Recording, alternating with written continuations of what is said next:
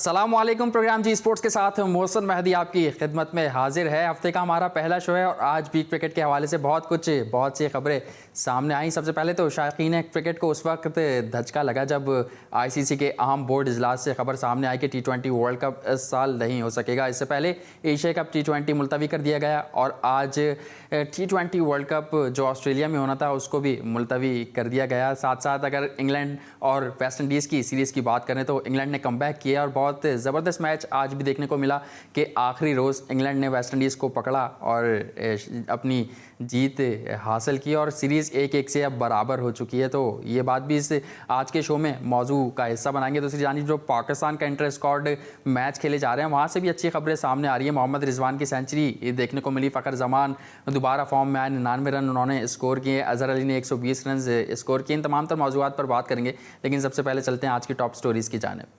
जी हाँ, top stories आपने देखी हैं और सबसे अहम खबर आज की यही है कि आईसीसी का जो अहम बोर्ड इजलास हुआ उसमें आईसीसी टी20 वर्ल्ड कप कैंसिल करने का जो खबर आई उससे बिजली बनकर गिरी वो खबर शायकीन क्रिकेट के लिए, पूरी दुनिया के लिए। और उसमें बहुत सारे और भी मौजू ज़ेरे बहस आए। आईसीसी चेयरमैनशिप के हवाले से भी बातचीत की गई। तो इसी से शो का आगाज़ करेंगे और इसी पर बात करने के लिए हमारे साथ मौजूद हैं शोबा सहाफ़त की अगर बात करें उसका एक बड़ा नाम हमारे उस्तादों के उस्ताद और जंगजियो ग्रुप से वाबस्ता दुनिया इनके तबसरे, इनके तज्जिए सुनती है, इनको ट्विटर पर फॉलो करती है। मैं बात कर रहा हूँ अब्दुल माजिद भट्टी साहब की। भट्टी साहब, आपको वेलकम करूंगा शो में। बहुत शुक्रिया मोहसिन, जी भट्टी साहब, जिसका डर था, बल्कि जिसका पहले से ही सबको पता था, आज उसका बाकायदा तौर पर ऐलान हो गया। कुछ लोग ये भी बातें कर रहे हैं कि ये सब भारत इंडिया की वजह से हुआ है, उन्होंने करवाया है। तो आप क्या समझते हैं कि इस किस्म की बातें करना अब सही है कि ये भारत की वजह से हुआ या उनकी प्लानिंग, अगर वो प्लान करके बैठे हुए थे? देखिए मोहसिन, इस वक्त जो दुनिया में कोरोना वायरस की सूरत हाल है, मेरे ख्याल में चाहे भारत होता चाहे ऑस्ट्रेलिया होता, कोई भी मुल्क जो है ये इवेंट करवाने का मुतहम्मिल नहीं हो सकता था।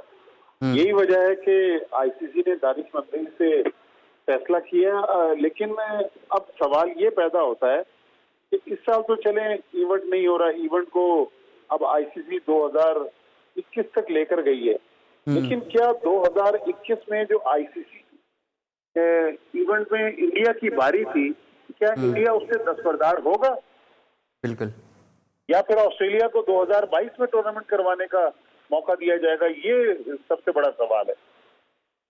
सही, ये सबसे बड़ा सवाल है। और मैं आपसे ये भी पूछना चाहूँगा, इस साल जो कोरोना वायरस के बायस क्रिकेट को कितना नुकसान पहुंचा है, स्पेशली अगर बोर्ड्स की बात करें, क्रिकेट बोर्ड्स की?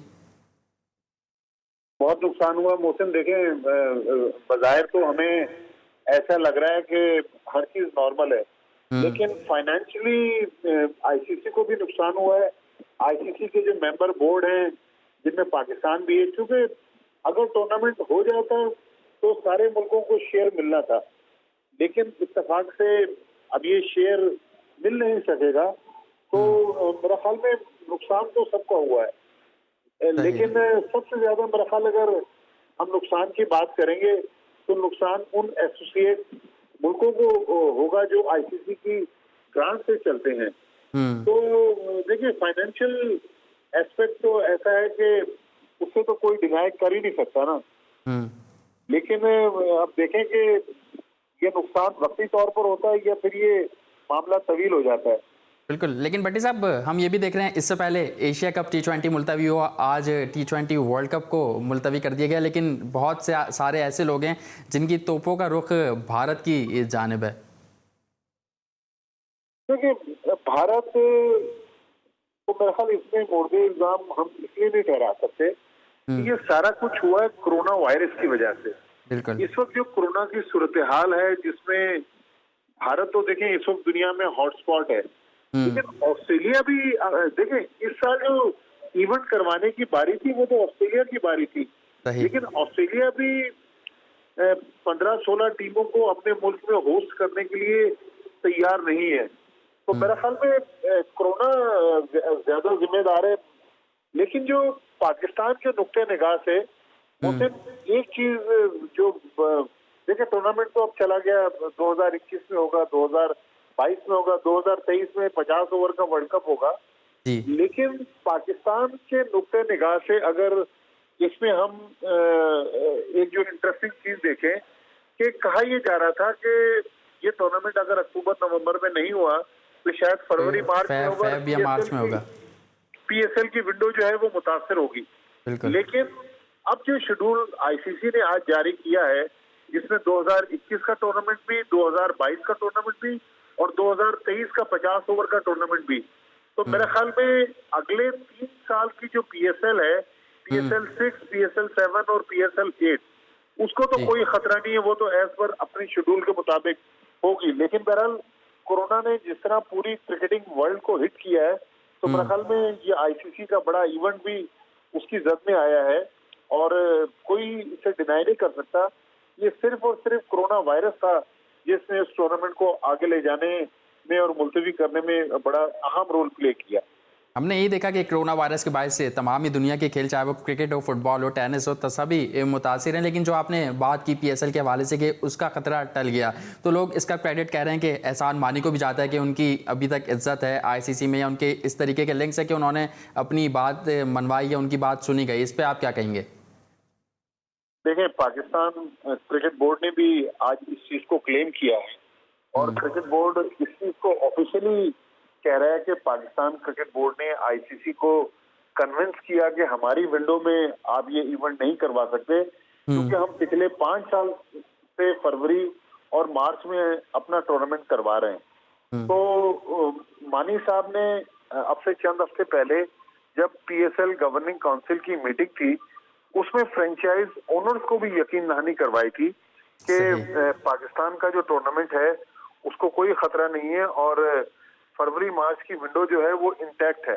तो मेरे ख्याल में आज जिस तरह ये अनाउंसमेंट आया है आईसीसी की तरफ से, क्योंकि एहसान मानी साहब भी आईसीसी के जो डायरेक्टर्स हैं उनमें से एक डायरेक्टर हैं, तो अगर मानी साहब ने ये करवाया है जिस तरह वो क्लेम कर रहे हैं, तो मेरे ख्याल क्रेडिट तो मानी साहब को ज्यादा। और मानी साहब देखें, मानी साहब को छोटे आदमी नहीं है। हमारे यहाँ ये होता है कि घर की मुर्गी दाल बराबर, वो आईसीसी के प्रेसिडेंट रहे हैं और आईसीसी की मुख्तलिफ कमेटीज में भी रहे, तो यकीनी तौर पर उन्होंने पाकिस्तानी की हैसियत से और पाकिस्तान क्रिकेट बोर्ड की चेयरमैन की हैसियत से पीएसएल को बचाने की कोशिश की होगी। लेकिन एक तरफ तो हम पीएसएल की बात कर रहे हैं, लेकिन हम ये भूल गए कि आज तो T20 वर्ल्ड कप जो है वो मुलतवी हुआ है। अब आप देखिएगा कल परसों आईपीएल का अनाउंसमेंट हो जाएगा। असल तो इंडिया को फायदा पहुंचा ना, इंडिया अपनी आईपीएल जो है वो करवाने जा रहा है। अब यूएई में उनकी सारी तैयारियां मुकम्मल हैं। शारजाह, अबू धाबी, दुबई, जो 3 ग्राउंड है यूएई के, उन ग्राउंड्स में आईपीएल जो है वो होने जा रही है। लिहाजा इसका फायदा, इन टूर्नामेंट्स का मुलतवी होने का फौरी तौर पर जो फायदा हुआ है वो इंडिया को हुआ है कि इंडिया अपने टूर्नामेंट्स जो है वो करवाने जा रहा है। तो मेरे ख्याल में ये ऐसा मौका था जबकि कोरोना इतनी तेजी से दुनिया में फैला, दुनिया को नुकसान भी पहुंचाया और लोग मोहताज भी बहुत हैं। अब जिस तरह क्रिकेट इस वक्त हमने देखा, वेस्ट इंडीज और इंग्लैंड का बड़ा अच्छा टेस्ट मैच हुआ। पहले वेस्ट इंडीज ने जीता फर्स्ट टेस्ट मैच, आज इंग्लैंड ने जीत लिया 113 रन से। अच्छी क्रिकेट हुई, लेकिन देखिए क्रिकेट का हुस्न वही है जब शोर शराबा हो, तमाशाई बैठे हो। लेकिन तमाशाइयों के बगैर सुने ग्राउंड्स में क्रिकेट का होना, ये मेरे ख्याल में एक अचंभे की बात है। इवन आप देखें, तमाशाई तो दूर की बात, सहाफियों को भी इस इवेंट में कवरेज की इजाजत नहीं है। सिर्फ 12 इंग्लिश सहाफी जो है वो इस सीरीज को कवर कर रहे हैं, पाकिस्तान का कोई सहाफी नहीं है। अब अगर पाकिस्तान इंग्लैंड की जो सीरीज होनी है उसमें पाकिस्तान के एंगल से कोई स्टोरी होगी, तो पाकिस्तान का तो कोई वहाँ सहाफी मौजूद ही नहीं है। लेकिन भट्टी साहब, ये सहाफियों की बात भी पाकिस्तान क्रिकेट बोर्ड को करनी चाहिए थी ना, कि हमारे भी सहाफी आए, और वो अगर चाहते तो वो कहते हैं जो सहाफी आना चाहे वो अपने रिस्क पर आए और उसके तमाम तर जो भी डिकोरम है उसको फॉलो करते हुए मैच कवर करते। बिल्कुल, देखें क्रिकेट बोर्ड ने जब बहुत सारी शराइत। अच्छा भट्टी साहब, मैं थोड़ा सा इंटरप्ट करूंगा, एक कॉलर हमारे साथ मौजूद हैं, क्योंकि जब आप आते हैं तो कॉलर्स की लाइन लग जाती है। कौन सा, आप कहाँ से बात कर रहे हैं? जी अस्सलाम वालेकुम, मैं जुनैर बात कर रहा हूँ कराची से। भट्टी साहब की बड़ी जबरदस्त राय जो है वो दे रहे हैं डिफरेंट मौजूओं पे आज, और बड़ा वाकया हुआ कि जी आईसीसी वर्ल्ड कप जो है T20 वो कैंसिल हो गया है।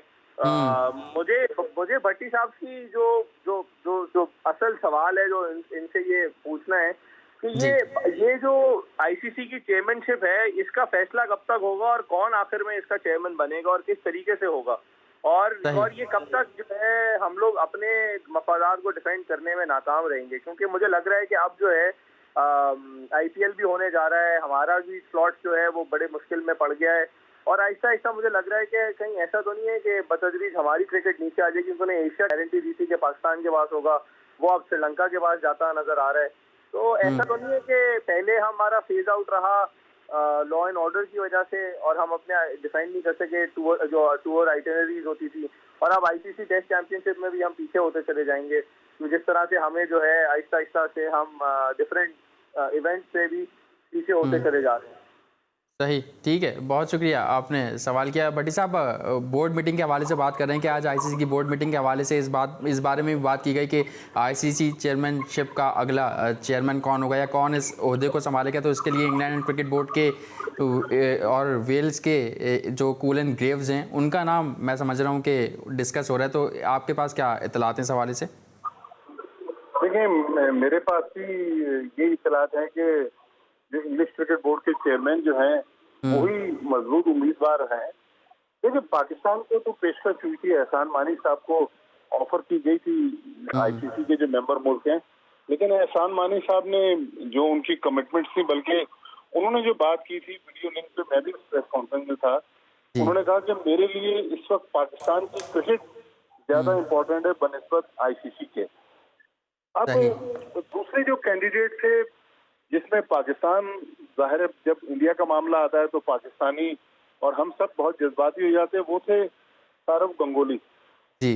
गंगोली ने कहा कि मेरी अभी उम्र कम है, मेरे लिए तो आईसीसी का चेयरमैन बनने का अभी बहुत टाइम है। देखिए, गंगोली इसलिए भी नहीं बनना चाह रहे कि एक तो गंगोली का बीसीसीआई के प्रेसिडेंट की हैसियत से जो तकर्रुर है, अगर आप मोशन क्रिकेट को इतना फॉलो करते हैं, भारतीय क्रिकेट बोर्ड का जो प्रेसिडेंट है ना, वो खुद इतना बड़ा ओहदा है, बहुत बड़ी सीट है, वो भी बहुत बड़ी सीट है। आईसीसी के जो चेयरमैन के ओहदे का तो उससे कोई मुकाबला नहीं, क्योंकि आईसीसी का जो चेयरमैनशिप का इस वक्त रोल है वो सेरेमोनियल रोल है, उसमें कोई बहुत ज्यादा चेयरमैन को अपना रोल प्ले नहीं कर सकता। लेकिन इंडियन क्रिकेट बोर्ड के चेयरमैन के हैसियत से मेरे ख्याल में गंगुली जो हैं वो ज्यादा इफेक्टिव हो सकते हैं। लेकिन गंगुली की भी जो ओहदे की मियाद थी वो तकरीबन 9-10 महीने की थी, मैं 4-1 महीने रह गए, 4 महीने बाद वहां से भी गंगुली फारिग हो जाएंगे।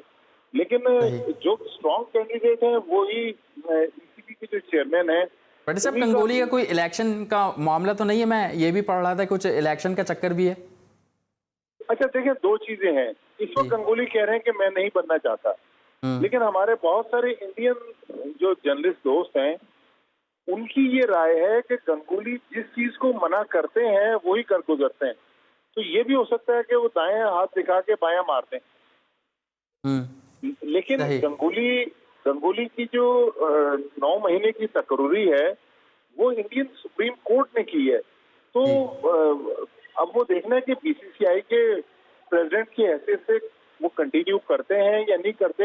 लेकिन मेरे ख्याल इस वक्त गंगुली जहाँ बैठे हुए हैं वो काफी एक बड़ी पोजीशन है, और मेरा नहीं ख्याल वो बीसीसीआई की प्रेसिडेंटशिप को छोड़कर आईसीसी की चेयरमैनशिप की तरफ जाएंगे। गंगुली वाकई क्रिकेटर तो बड़े हैं, लेकिन यंग लोगों में से हैं, तो अगर वो चाहेंगे तो आगे भी बन सकते हैं। लेकिन मसला वही है कि क्या भारतीय हुकूमत और भारतीय क्रिकेट बोर्ड के जो बाकी लोग हैं, क्योंकि वहाँ डेमोक्रेटिक सिस्टम है, वो चाहते हैं कि गंगुली इस पोस्ट के लिए आए या नहीं चाहते। तो उनकी जो इंटरनल पॉलिटिक्स है उसका हमें नहीं पता। लेकिन हमारे जो चेयरमैन है एहसान मानी, उन्होंने तो खुद ही मना किया कि मुझे ऑफर हुई थी, लेकिन मैंने इस ऑफर को कबूल करने से इनकार कर दिया। बिल्कुल ऐसा ही हमें माजी में सुनने को मिला कुछ दिन कबल एहसान मानी की जानिब से। अच्छा, भारत की बात हो रही है भट्टी साहब और शाहिद आफरीदी की, मैं आपसे बात करना चाहूँगा। आप काफ़ी करीब हैं शाहिद आफरीदी के। मैं ये जानना चाहूँगा कि उन्होंने आज गौतम गंभीर के हवाले से बयान दिया है कि एज अ क्रिकेटर तो वो उन्हें बहुत पसंद है, लेकिन एज अ इंसान उनको उनमें खामियाँ लगती हैं। तो ये कब तक चलता रहेगा शाहिद आफरीदी और गौतम गंभीर का मामला? देखिए, क्रिकेटर्स के जो लड़ाई झगड़े हैं ना, वो हेट एंड लव रिलेशन वो तो साल तक चलते रहते हैं, और मुझे याद है मैं मौजूद था जी जी कानपुर में, मैच हो रहा था पाकिस्तान इंडिया का, जहां पहली बार ग्राउंड में गौतम गंभीर और शाहिद आफरीदी का झगड़ा हुआ था। सही लेकिन अब शाहिद आफरीदी डिफरेंट रोल में चले गए। शाहिद आफरीदी सोशल वर्क में ज्यादा इन्वॉल्व हैं, गौतम गंभीर वहाँ की सियासत में इन्वॉल्व हैं। तो वो वहाँ की जबान, गौतम गंभीर वो जबान बोल रहे हैं जो नरेंद्र मोदी की जबान है, जबकि शाहिद आफरीदी एज ए पाकिस्तानी जाहिर है वो उनको पाकिस्तानियों के सेंटिमेंट्स भी अजीज हैं, और फिर शाहिद आफरीदी का जो उनसे पुराना झगड़ा है उस हवाले से तो। लेकिन मेरे ख्याल में ये सिर्फ बयानात की हद तक है, लेकिन क्रिकेट में जब ये खेलते थे उस वक्त भी उनके खासी ग्राउंड में हमने तलखी देखी है। तो इन बयानात को मीडिया वक्तन फवक्तन हाईलाइट करता रहता है, लेकिन आप देखें पिछले दिनों जब शाहिद आफरीदी का कोरोना टेस्ट पॉजिटिव आया था, उसमें उनकी बेस्ट विशेस आई थी। उस वक्त गौतम गंभीर ने उनके लिए नेक ख्वाहिशात का इजहार किया था। तो यही इंसानियत है कि कभी ताल्लुकात अच्छे होते हैं, कभी खराब हो जाते हैं, लेकिन शाहिद आफरीदी बहरहाल एक सच्चे और मुहब्बे वतन पाकिस्तानी है। उनकी जो मुल्क से मोहब्बत है उससे तो कोई इनकार नहीं कर सकता। बिल्कुल, ये जेस्चर भी बहुत ज़बरदस्त है। जब मैंने भी ये गंभीर का बयान सुना था, बहुत अच्छा लगा था कि ऐसा होना चाहिए प्लेयर्स में। हाँ, आपकी आपसी क्रिकेटिंग ग्राउंड में एक जाती है, लेकिन ऑफ द फील्ड आप एक इंसानियत की हद तक एक दूसरे को सपोर्ट करते हैं। आपसे एक और वाक़या भी शेयर करेंगे ब्रेक के बाद, और भट्टी साहब ने आई थिंक वो वाक़या भी कवर किया होगा। इंज़माम उल हक का बड़ा यादगार वाक़या, और उस पर ये कहा जा रहा है कि वो वाक़या किसी भारतीय खिलाड़ी की वजह से हुआ था। तो यहाँ वक्त हुआ एक ब्रेक का। ब्रेक के बाद जब आएंगे तो इस वाक़ये को भी अपने शो का हिस्सा बनाएंगे। कीप वॉचिंग जी स्पोर्ट्स।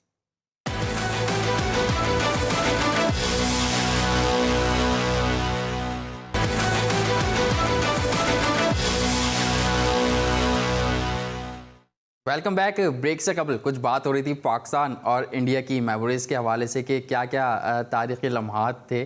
तो भट्टी साहब हमारे साथ मौजूद हैं। उनकी मौजूदगी का फ़ायदा उठाते हुए एक वाक़या उनसे जानना चाहूँगा कि हम सुनते आ रहे हैं कि इंज़माम उल हक का 1997 में एक वाक़या हुआ था जिसमें शायकीन क्रिकेट की जानिब वो बड़े थे और वहाँ बैट चलाया था। तो भट्टी साहब वो क्या वाक़या था? और आज वक़ार यूनिस का बयान में पढ़ रहा था, उसमें ये लिखा हुआ था कि वो अज़हरुद्दीन जो इंडियन के साबिक़ कप्तान रहे हैं उनकी वजह से ये वाक़या पेश हुआ था।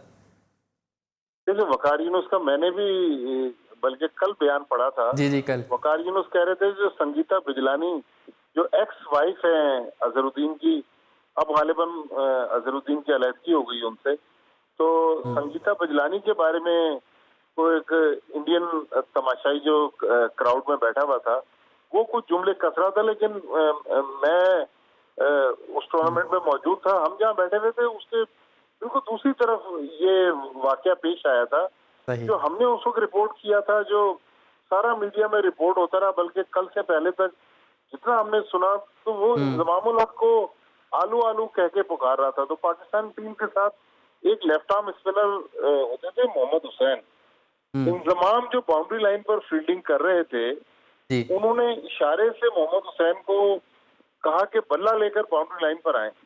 अब पाकिस्तान टीम फील्डिंग कर रही है, 12th मैन ने ये नहीं सोचा कि वो जो बाउंड्री पे फील्डिंग कर रहा है वो बल्ला क्यों मंगवा रहा है। हमने देखा कि वो साइड से बल्ला लेके बाउंड्री लाइन के साथ साथ दूसरे साइड पर जब इंतजाम के पास वो बैट लेके पहुंचे और ओवर वहां खत्म हुआ, आनन फानन हमने देखा कि क्राउड के अंदर शोर शराबा शुरू हो गया, भगदड़ मच गई, पुलिस आ गई, और पता ये चला कि इंज़माम उल हक ने उस बल्ले के साथ उस इंडियन तमाशाई की पिटाई कर दी।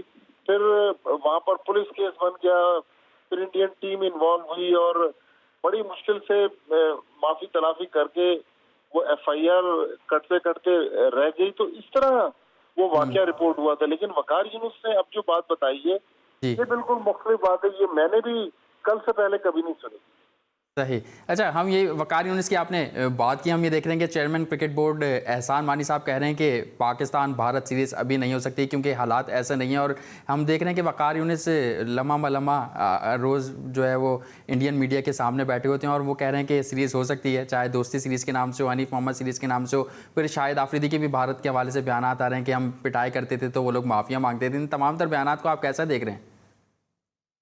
देखिए, वकार यूनुस बड़े प्लेयर हैं, पाकिस्तान के कप्तान रहे हैं, दुनिया के बहुत बड़े बल्कि अजीम फास्ट बॉलरों में से एक हैं। लेकिन इस वक्त वकार यूनुस पाकिस्तान क्रिकेट बोर्ड के साथ कॉन्ट्रैक्ट पे हैं और पाकिस्तान टीम के बॉलिंग कोच हैं। बिल्कुल। तो अगर वो इंटरव्यूज दे रहे हैं तो क्या पाकिस्तान क्रिकेट बोर्ड से उन्होंने इजाजत ली थी? मेरा ख्याल में ये जो बड़े खिलाड़ी है ना, ये शायद कई दफा पाकिस्तान क्रिकेट बोर्ड को भी बाईपास कर जाते हैं। लेकिन पाकिस्तान क्रिकेट बोर्ड को चाहिए कि ये पाकिस्तान क्रिकेट बोर्ड के चेयरमैन एक बात कह रहे हैं, एहसान मानी साहब, और वकार यूनुस दूसरी बात कर रहे हैं।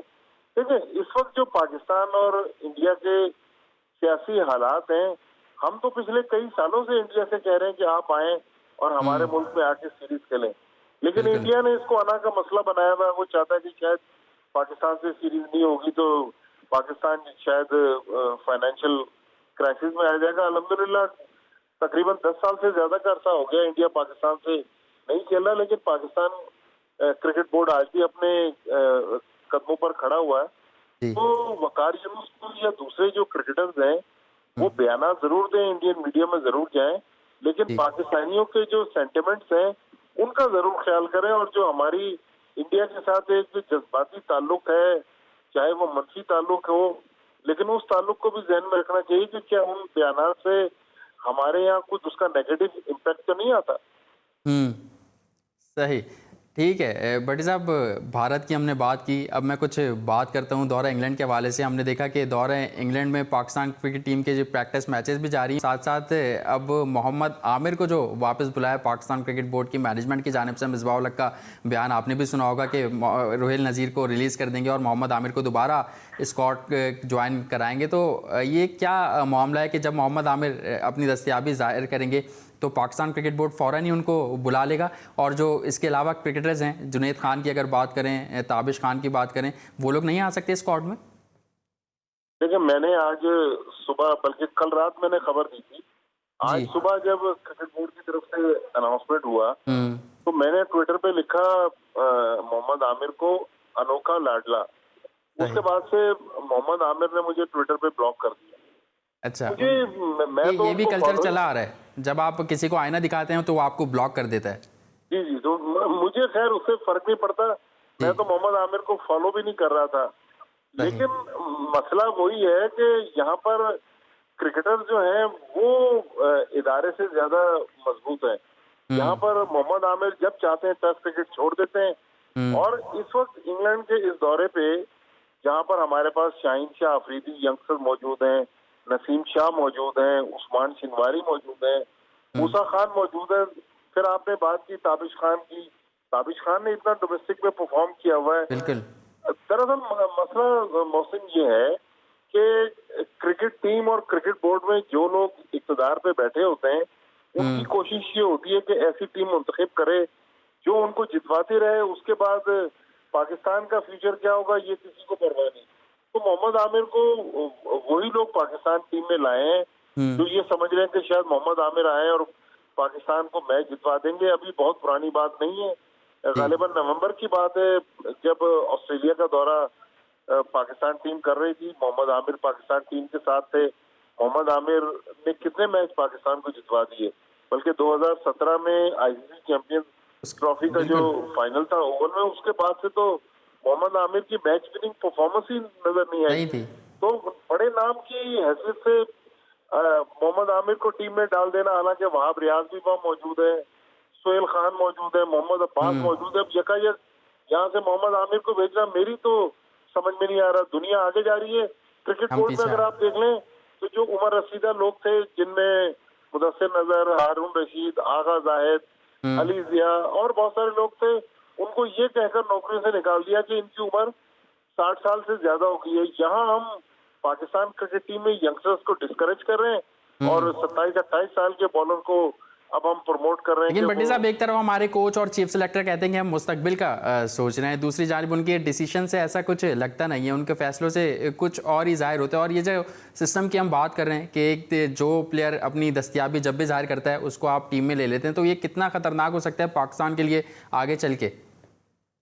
देखिए, बहुत खतरनाक है। हमने शुएब मलिक को हम वापस लिया है, मोहम्मद हफीज को हम वापस लिया है।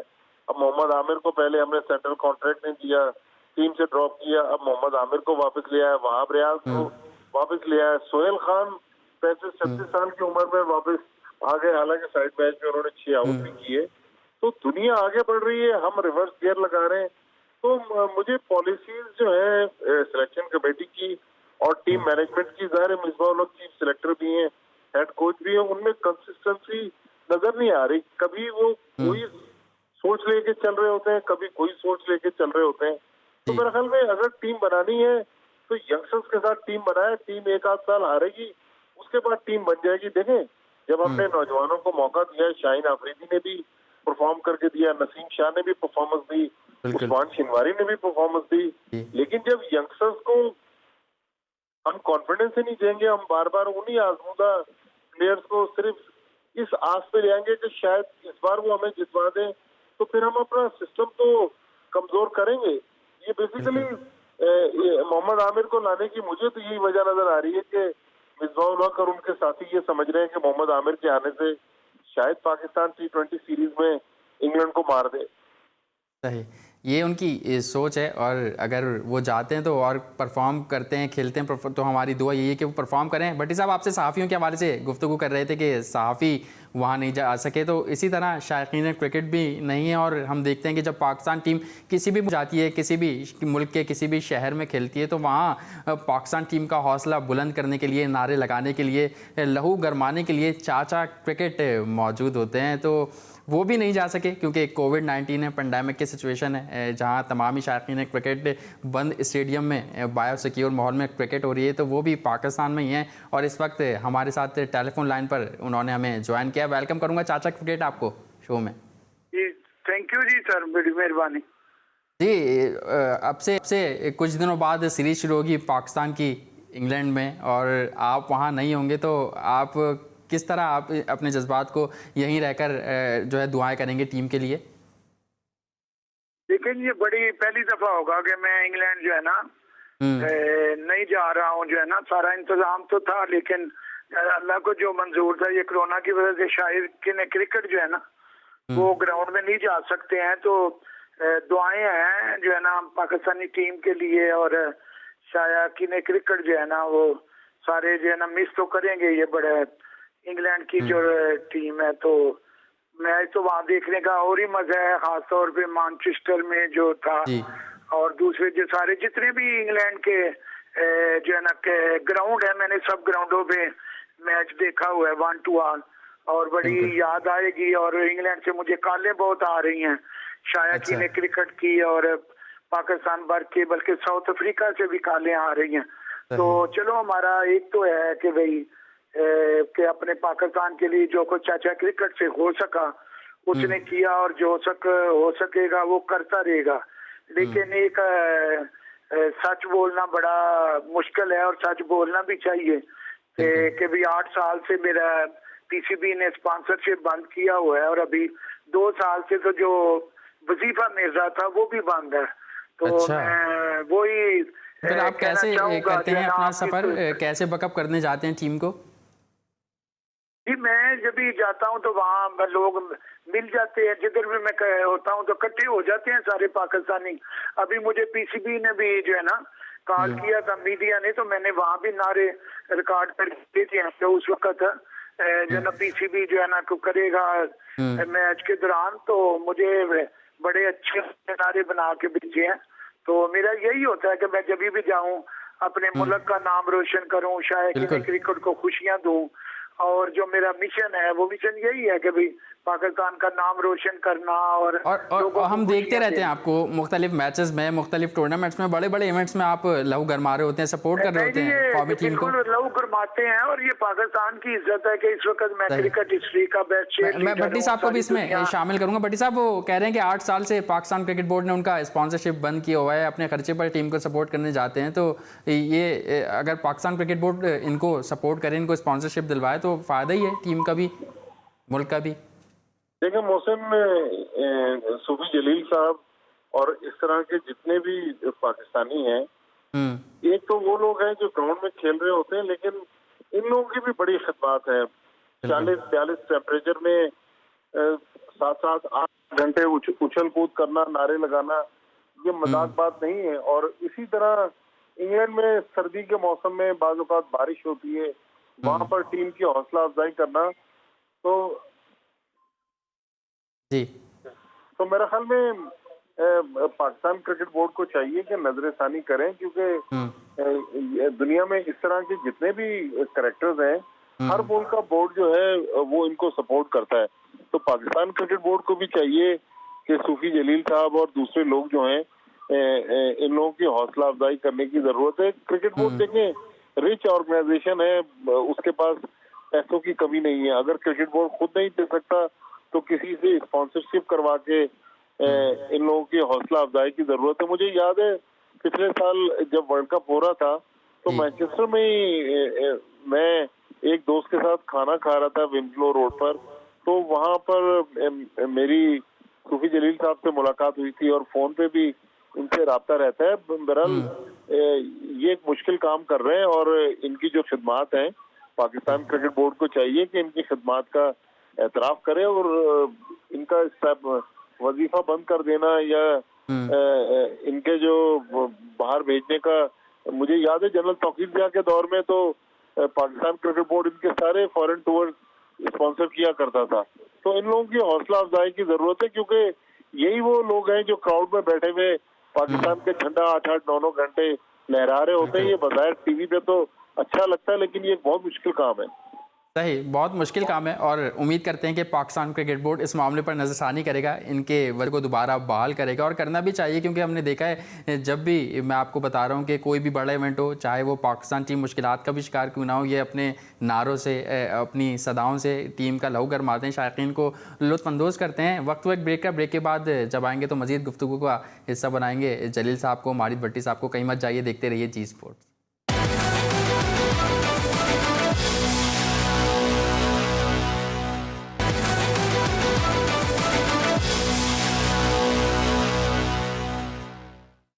जी स्पोर्ट्स में एक बार फिर खुश आमदीद। चाचा क्रिकेट और माजिद भट्टी साहब हमारे साथ मौजूद हैं। तो ब्रेक से कबल माजिद भट्टी साहब ने, हमने चाचा क्रिकेट के हवाले से जाना था, उन्होंने ये कहा था कि पाकिस्तान क्रिकेट बोर्ड नज़रसानी करे, इनके स्पॉन्सरशिप दिलाए और जो इनका वजीफ़ा है वो बहाल कराए। तो चाचा क्रिकेट की तरफ ही रुख करता हूँ और उनसे जानना चाहूँगा कि आप क्या पाकिस्तान क्रिकेट बोर्ड को मैसेज देना चाहते हैं? पैटर्न इन चीफ हैं वज़ीर आज़म इमरान खान साहब, उनसे कुछ कहना चाहेंगे इस शो के प्लेटफॉर्म से?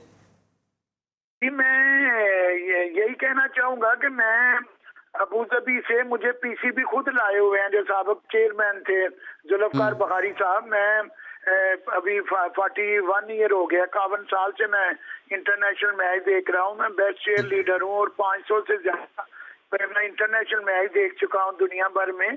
तो ये कुछ अभी कंट्री में नहीं भी गया, तो वो यही है कि अभी इस तरह जो पाकिस्तान का एक सिस्टम चेंज होना चाहिए कि जो भी कोई अच्छा काम करे उसको सपोर्ट करनी चाहिए। और मैं, जैसे भट्टी साहब ने कहा कि तकीर रियाज साहब ने जब भी तक वो रहे मुझे भरपूर सपोर्ट किया, वजीफा भी लगाया और सारे टूर भी स्पॉन्सर किए। उसके बाद एजाज भट्ट ने भी कुछ किया, ज़कात अशरफ साहब थे, उन्होंने इंडिया भेजा। तो हमें तो जो है ना, अगर हम तो ये सब कुछ करते हैं लोगों के लिए, अपने मुल्क के लिए और दुनिया भर के शायकीन क्रिकेट के लिए। तो ये तो पाकिस्तान की इज्जत है कि दुनिया भर के शायकीन क्रिकेट और जितने भी स्पर्ट हैं वो कहते हैं कि चाचा क्रिकेट हिस्ट्री का बेस्ट चेयर लीडर है। तो बेस्ट चेयर लीडर को तो मैं कोई सागर सिद्दीकी तो नहीं हूँ जो जुल्म बर्दाश्त कर लूंगा या दूसरा है। तो मुझे, अगर मुझे कोई अपनी पावर दिखाता है तो मैं अपनी पावर उसको दिखाना चाहता हूँ कि मैंने एक ड्रेस ऐसा पहना हुआ है परचम का, जिसको दुनिया, पाकिस्तान के जहाँ भी पाकिस्तानी है उससे प्यार करते हैं। और फिर गुंबद खिजरा नबी सल्लल्लाहु अलैहि वसल्लम के रोजा रसूल का मैंने ड्रेस पहना हुआ है। तो मुझे मजा आया ये पाकिस्तान में बड़े बड़े लोगों से फाइट करके, स्पोर्ट मिनिस्टरों से, या जिन्होंने भी मेरा रास्ता ठीक है, बहुत शुक्रिया चाचा क्रिकेट साहब। हम उम्मीद करते हैं कि आपके मामला पाकिस्तान क्रिकेट बोर्ड जल्द हल करेगा और हमारी शायकीन क्रिकेट की दुआएं आपके साथ हैं। भट्टी साहब, आपसे दौर इंग्लैंड के हवाले से इस सिलसिले का आगाज़ करेंगे। इससे पहले भी हमने बातचीत की, लेकिन वसीम खान जो CEO Pakistan cricket board, Wasim Khan कहते हैं कि दौरा इंग्लैंड पाकिस्तान के लिए चैलेंजिंग होगा। चैलेंजिंग किस सूरत में होगा कि वहाँ सहूलतें नहीं हैं, या फिर खेलने के हवाले से उनका इस बयान को आप समझते हैं? मौसम देखें, इंग्लैंड वो मुल्क है जहां पर दुनिया की बेस्ट क्रिकेटिंग सहूलतें मौजूद हैं, बल्कि होम ऑफ क्रिकेट कहा जाता है लॉर्ड्स को। क्रिकेट जो है वो शुरू इंग्लैंड से हुई थी, लेकिन मेरे ख्याल में चैलेंजिंग ग्राउंड के चैलेंज की वो बात कर रहे हैं। आज जिस तरह वेस्ट इंडीज को आउट क्लास किया है इंग्लैंड ने, तो पाकिस्तान के लिए देखें खतरे की घंटी तो बज गई है। हालांकि पाकिस्तान का टूर मैच अब से थोड़ी देर पहले खत्म हुआ है और आज के दिन में 2 सेंचुरी बनी इस टूर मैच में। पहले मोहम्मद रिजवान ने फर्स्ट इनिंग्स में 54 नॉट आउट बनाए थे, आज उन्होंने सेंचुरी नॉट आउट की। फिर अजहर अली ने 120 रन बनाए, 99 रन फखर जमान ने बनाए, 67 रन असद शफीक ने बनाए। फिर सरफराज अहमद ने गालिबन 19 नॉट आउट किए और 24 नॉट आउट इफ्तिखार अहमद ने किए। तो पीसीबी ग्रीन ने पीसीबी वाइट्स को 6 विकेट से हराया। तो प्रैक्टिस तो पाकिस्तान को 4 रोजा मैच में अच्छी प्रैक्टिस मिली है। जी, अच्छी प्रैक्टिस की हमने देखा कि फाइवर भी लिए, सुहेल खान ने 5 विकेटें हासिल की, नसीम शाह ने 5 विकेटें हासिल की। भट्टी साहब, इस टूर पर अगर नजरें हैं तो 2 खिलाड़ी हैं, तो सरफराज अहमद या फवाद आलम। फवाद आलम के हवाले से आपसे जानना चाहूँगा कि क्या इतलात आ रही हैं। जहाँ तक मैं सुन रहा हूँ तो कहा ही जा रहा है कि जो 6ठा नंबर है पाकिस्तान क्रिकेट बोर्ड की जो मैनेजमेंट है वहाँ पर किसी ऑलराउंडर को खिलाना चाह रही है। तो आपके पास क्या इतलात हैं इस हवाले से? देखें, शुरू में जब टूर शुरू हुआ तो फवाद आलम काफी स्ट्रॉन्ग कैंडिडेट नजर आ रहे थे, लेकिन कल अगर आप फॉलो कर रहे थे इस मैच को तो कल फवाद आलम को, बल्कि परसों फवाद आलम के सर पे गेंद लगी। देखें, बैट्समैन को जब भी गेंद लगती है उसका कॉन्फिडेंस जो है वो थोड़ा शैटर होता है। इसी तरह खुशदिल शाह वो 3 हफ्ते के लिए अनफिट हो गए। फिर आबिद अली को फील्डिंग के दौरान सर पे गेंद लगी। तो मेरा ख्याल में जो मेरी इत्तलात है वो भी यही है कि पाकिस्तान फहीम अशरफ को ऑलराउंडर के हैसियत से खिलाना चाह रहा है। पाकिस्तान 4 बड़ी साहब, ये ज्यादती नहीं हो जाएगी दोबारा फवाद आलम के साथ, क्योंकि इस बार तो हारिस सोहेल भी मौजूद नहीं है? देखिए, बिल्कुल ज्यादती है मेरे ख्याल में। इस बार तो पीसीबी के पास और टीम मैनेजमेंट के पास कोई जवाब नहीं था, जबकि हारिस सोहेल भी टीम में नहीं है। अब फवाद आलम की जो टाई है वो इफ्तिखार अहमद के साथ है। इफ्तिखार ने, मैंने जिस तरह बताया कि थोड़ी देर पहले जब आपका प्रोग्राम स्टार्ट हुआ तो मैच खत्म हुआ, 24 नॉट आउट किए, उन्होंने मैच जितवा दिया और पहली इनिंग्स में भी उन्होंने स्कोर किया था। तो इफ्तिखार भी मुसलसल स्कोर कर रहे हैं। तो मेरा ख्याल में फवाद आलम को वंस फॉर ऑल मौका देने की जरूरत है। बहुत नाइंसाफी फवाद आलम के साथ हुई है। एक बार उसको 3 टेस्ट मैचों की सीरीज खिला दे, अगर वो पाकिस्तान के लिए अच्छा कर जाता है तो पाकिस्तान क्रिकेट के लिए इससे बेहतर और कोई चीज नहीं हो सकती। लेकिन अगर वो नहीं कर सकता तो फिर उसको हमेशा के लिए खुदाफिज कह दें।